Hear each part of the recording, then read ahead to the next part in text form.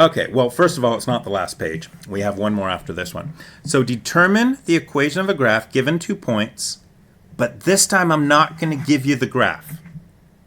So you don't have any idea what this looks like. So I give you 2 points.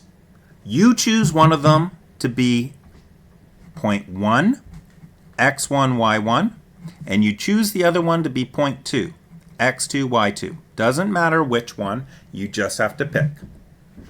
For slope, the equation's y2 minus y1 divided by x2 minus x1, because remember, that's the same as the difference in the rise over the difference in the run. That's the difference in the y-axis compared to the difference in the x-axis.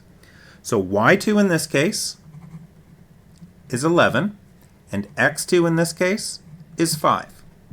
x1 in this case is 3, y1 in this case is 7. Let's plug those values in.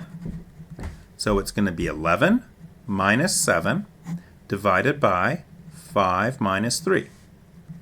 So that's going to be 4 over 2, which reduces to 2. Excellent. That's my slope. And it wouldn't have mattered if I made this P2 and this P1. It all would have worked out.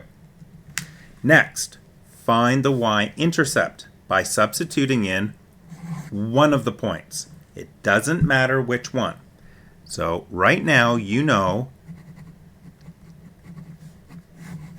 that's what we have to fill out. That's as much information as we have. I get to choose to use either one of these 2 points.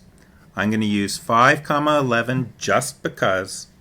That means that the x value, when it's 5, the y value equals 11.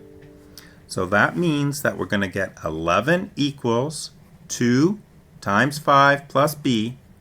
11 equals 10 plus b. 11 minus 10 equals b. b equals 1.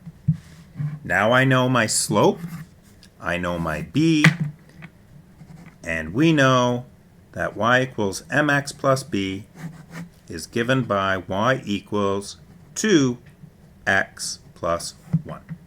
And we didn't have the equation of the line at all. Now, if you ever wanted to get a really rough idea of what this looked like, what I would suggest to you is you very quickly do a Cartesian plane. We roughly sketch this point 3, 7. It might be somewhere like that. We roughly sketch this 5, 11. It must be past the 3 and it must be higher than the 7. Your graph is actually going to look something like this. Let's see if it kind of makes sense.